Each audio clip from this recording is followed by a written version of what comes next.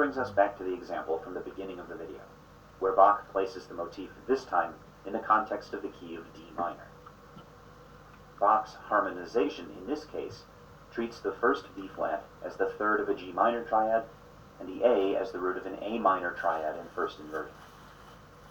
The C is treated as the seventh of a dominant seventh chord, and the B that it resolves to is the third of a G triad.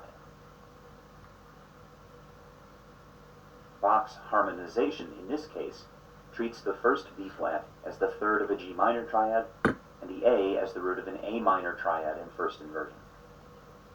The C is treated as the seventh of a dominant seventh chord, and the B that it resolves to is the third of a G triad.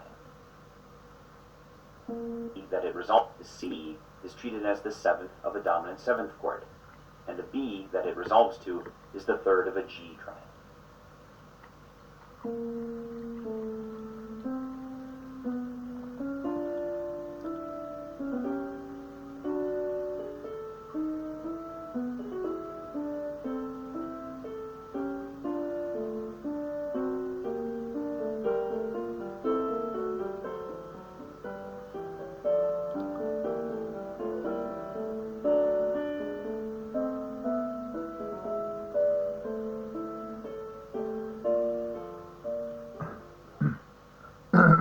And in our last example of the Bach motif, Johann Georg Albertsberger treats it in the key of G minor. The first B flat is treated as the seventh of a C sharp diminished seventh chord, which resolves down by step to the fifth of a D minor triad. C is then also treated as a chordal seventh that resolves down. C is step to the fifth of a D minor triad. C is then also treated as a chordal seventh that resolves down by step.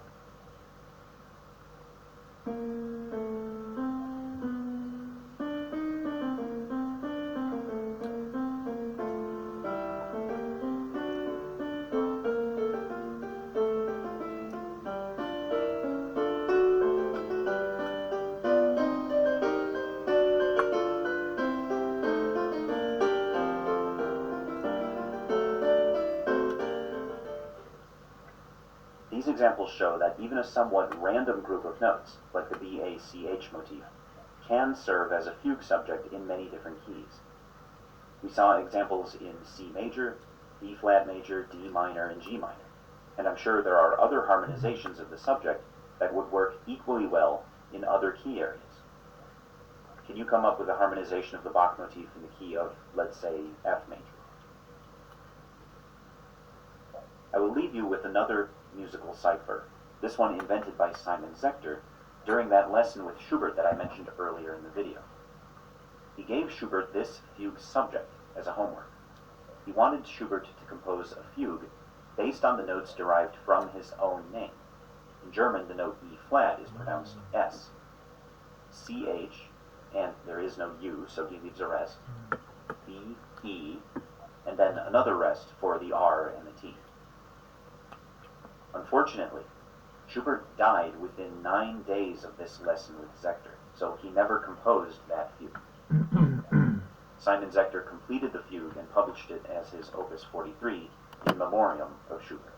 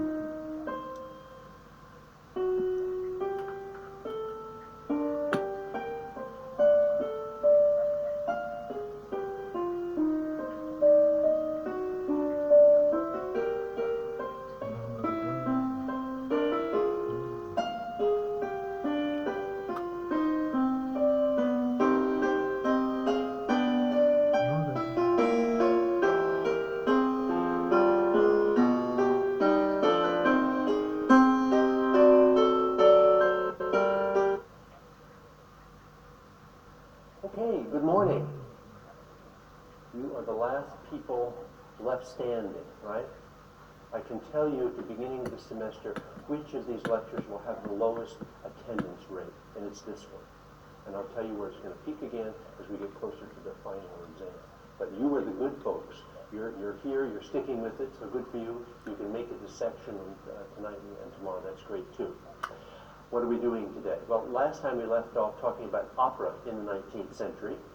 And the session before that, we were talking about the development of the piano in the 19th century.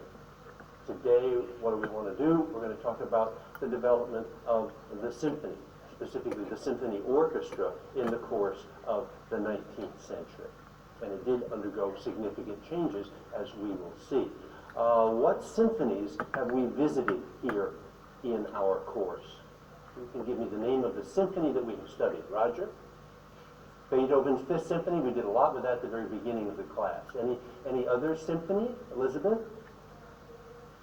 Beethoven's Sixth, which was the basis of the Saybrook concert. Any other symphonies? Angela? Beethoven's Ninth. Yes, we talked about that in an early lecture. So we've done a lot of Beethoven. We haven't, and Thaddeus. The Surprise Symphony, good. The Surprise Symphony of Joseph Haydn. So we've done some Haydn. Anything else we haven't mentioned? Somebody I thought you might mention. Mozart. Okay, Mozart's G minor symphony. So we've done Mozart, Haydn, and Beethoven for the most part. But there's a lot of symphonic composition after these individuals. Extends into the early 20th century, and that's what we're going to track today. So today's lecture will generally be about the symphony from one M to the other M. You hear about the three B's in music? Well, these are the two M's, from Mozart to Gustav Mahler. Let's start with Mozart. Let's play just a little bit of his Eine kleine Nachtmusik, a little night music. It's a sort of divertimento, evening music for entertainment. Let's listen to a little bit about it, and then I'll say something.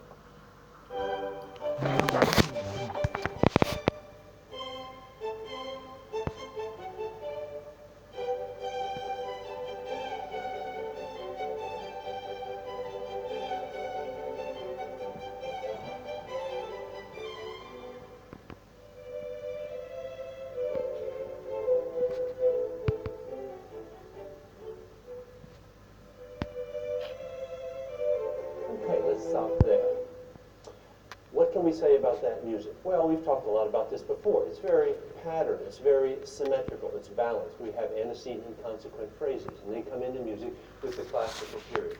What about the orchestra? Well, it's rather small in that it's dominated principally by the strings, and we had a couple of listening exercises where we'd see the strings play the themes, and then the woodwinds maybe come back to echo them or to answer them. But most of the musical material is getting presented by the strings. The texture. Well, the texture is rather thin here because it's not a very big orchestra. A thin texture. And what can we say also about the texture? Well, it tends to be rather polyphonic, homophonic, or monophonic. Well, in that case, homophonic. Basically, you got a melody plus accompaniment. And we can also say, something we've talked about, that this music has a kind of rhetorical strategy to it. We have this idea of music that sounds like a melody, sounds like a theme, or music that sounds like it's coming between themes, it's leading us somewhere. Transitional music, music that may be a contrasting theme, music that ends a section. So it's music that does something, music that's trying to get us from point A to point B and point C and so on. So it's a sort of rhetorical music, teleological music, if you will. Okay. Now, let's turn to a piece of romantic music. And before we do that, I'm going to say a thing or two about this romantic music. It's a piece by Tchaikovsky from his Romeo and Juliet, and I think we have the titles of the pieces that we'll be listening to on the board up there today. So from his Romeo and Juliet. And you've probably heard this music before because it used to be, a lot of it used to be used in cartoon music. You know, anytime there's a love scene, this particular music would come on. So what are its qualities here? Well, first of all, it has a long sweeping melody here in romantic music. Long sweeping melody that is rather asymmetrical in shape. Instead of having neat units of 2 plus 2 plus 2, it could go on over bars, or maybe it'll be a 7-bar phrase, something like that. So the melodies tend to be long, they tend to be asymmetrical. Rhythm. Think about rhythm in the music that we've been listening to. My paradigm here is the beginning of the Brandenburg Fifth Concerto Grosso, in which the rhythm starts out. It's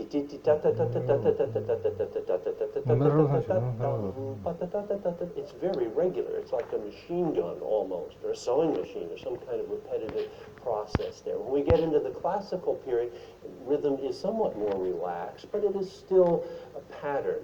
Dum, di, dim, da, da, da, da, da, dum, bum, ba, bum, ba, ba, ba, ba, ba, bum. But here, with this music, in the Romantic period, the themes are not only long and asymmetrical, the rhythms don't seem to shake out in patterns that allow us to tap our feet or allow us to conduct it easily. So we have ties over bars, we have lots of syncopation, we have irregular phrasing, somewhat irregular metrical patterns. We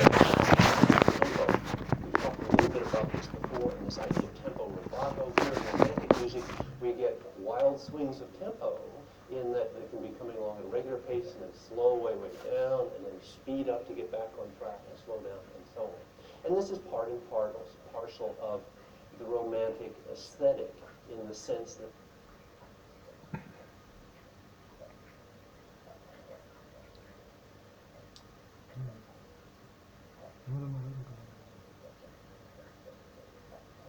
it tends to swing wildly from one extreme to another, wildly in terms of rhythm and wildly in terms of dynamics. We can go from very, very quiet to very, very loud in a way that Mozart couldn't. Remember, we were talking about Mozart's piano, which weighed about 1/10 of what this piano weighs up here. This piano probably weighs about 800 pounds. Mozart's probably weighed about 100 pounds. So this is a much bigger instrument. You can play very quietly on it, or you can make a huge sound on it. Same thing with the orchestra. And we'll come back to that point today. Mozart had a modest orchestra. Mahler, at the end of his period, had a huge orchestra. So this allows for these wild swings. The Romantic period is sort of a bipolar period, I guess, in terms of music in that regard. Okay, having said that, let's listen to what we might call a prototypical moment in Romantic music out of Tchaikovsky's overture to Romeo and Juliet.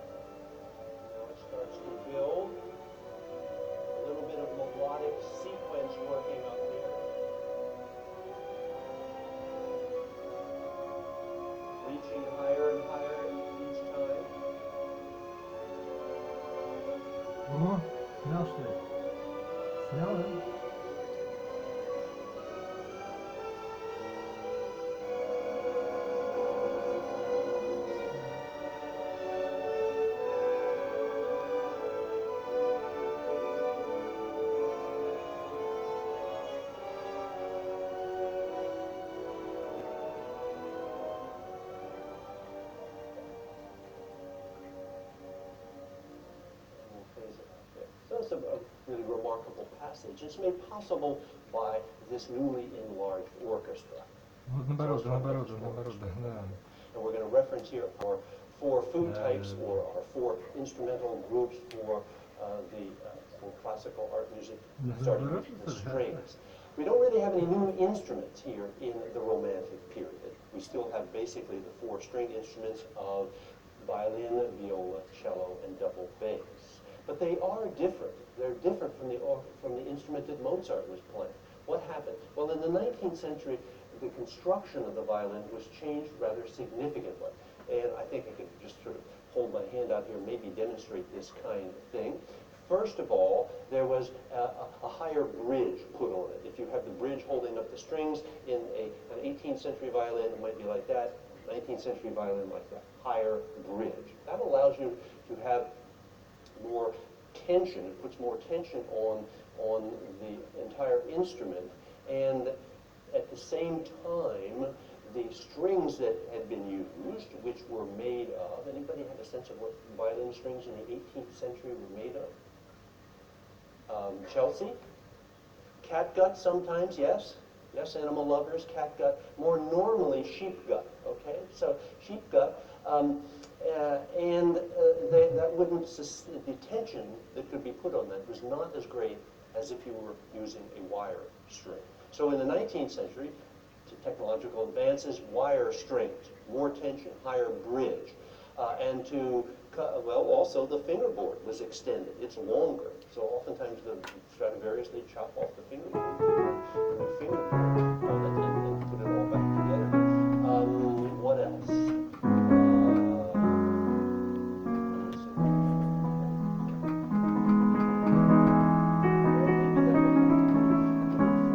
What we end up, oh, I know, the bow. The bow, if you look at an 18th century bow, go to our collection of historical instruments on Hillhouse Avenue, the amount of horsehair there is rather narrow. It's almost double when you get to the 19th century bow. So the bow is bigger, so the whole thing is more powerful. And I've asked Jacob just to bring in his viola, which is fundamentally a 19th century viola in construction, and just rip through a couple of things just to give you a sense of the volume of the instrument.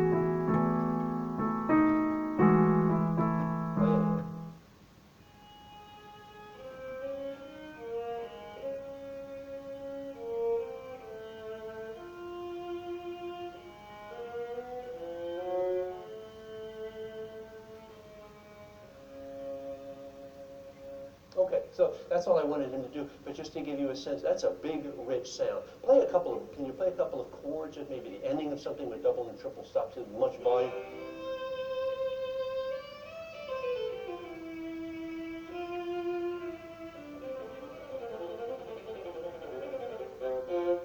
Okay, so big, powerful 19th century violin as opposed to the smaller one that Mozart had. Let's talk about the woodwinds.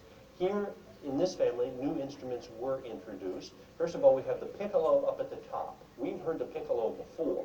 Remember in the storm scene of the Pastoral Symphony, number 6 of Beethoven's storm scene, if you wanted to get a sense of the whistling wind up there, that's what he did, he had the piccolo play way, way up high, and you could hear it. This kind of gave that effect. At the other end of the extreme, we have the double, the contra, or double bassoon being added, the low bassoon, playing down an octave lower than, is that correct, Linda? Playing down an octave or even lower than that? Okay. It's enormous. And actually, I think the bassoon, the contrabassoon plays lower than any instrument in the orchestra. Is that correct? In terms of actual frequency. So it's adding to both the high and the low range of the woodwind family. And a new instrument was introduced. Actually, it had been around in certain quarters. A new instrument called the English horn. And I think we have that up there on our list of terms. Is the English horn from England, and is it a horn? No. It's actually from France and Germany, and it's a woodwind instrument. It's not a brass instrument at all. It's kind of a low or tenor oboe. So it's a kind of oboe in a tenor range, but it has a beautiful, rich quality to it, a somewhat nostalgic quality.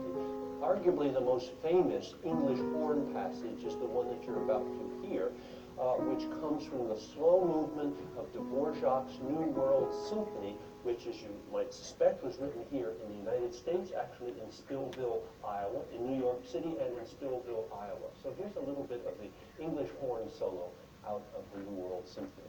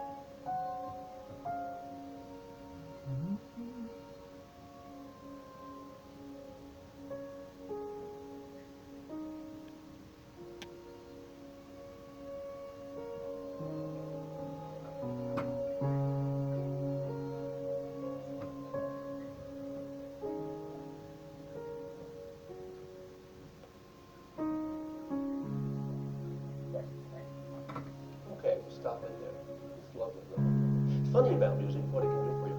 My mother's family was actually from Iowa, farm family from Iowa. And as a child, they took me to Spillville, Iowa. Get in the car, we're going to get culture this afternoon. No more softball game, we're going for culture. So we went to Spillville. And I can't hear that music without thinking of that particular family or those particular people in Iowa. It's kind of a, as we've said before, music is kind of an entry to the inner recesses of your memories. In any event, aside from that discursus, let us continue now with the brass family. What were the two instruments in the orchestra that we have encountered up to this point in terms of brass instruments? What have we heard in a symphony? Elizabeth? The trumpet and the trombone. Okay, fair enough. Trumpet and trombone. There's one other important one that actually was in the orchestra.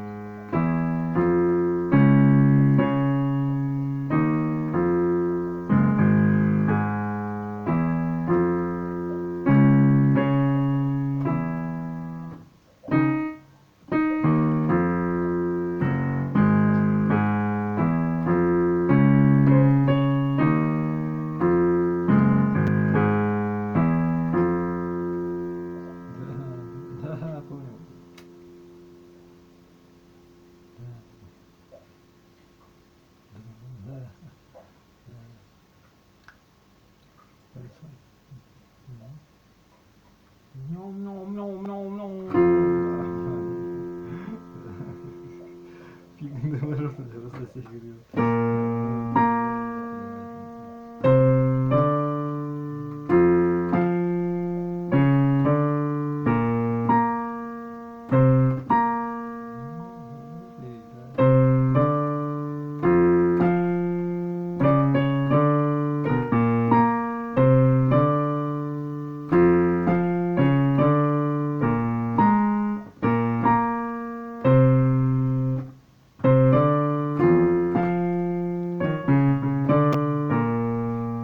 Мама как мебель, знаешь, беспомощная осталась. Всё, да. Ну и чё? Все то же самое, понимаешь? Только без риска.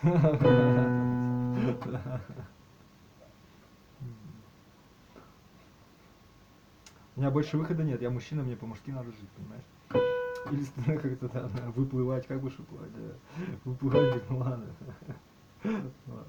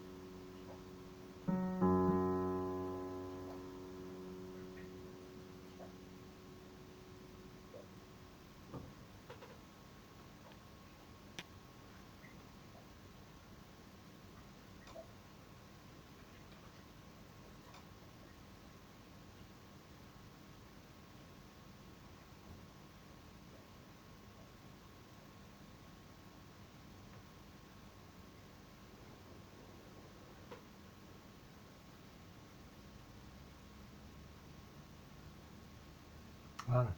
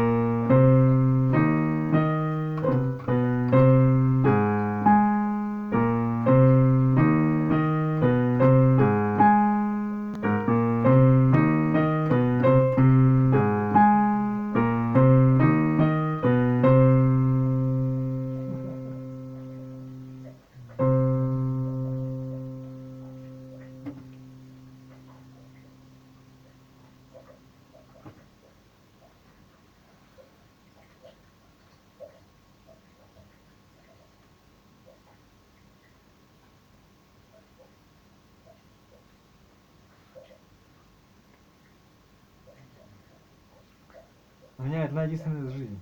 Жизнь одна, понимаешь? У них у всех тоже вообще-то одна. И что дальше? Да, понимаю. Ну, я честно.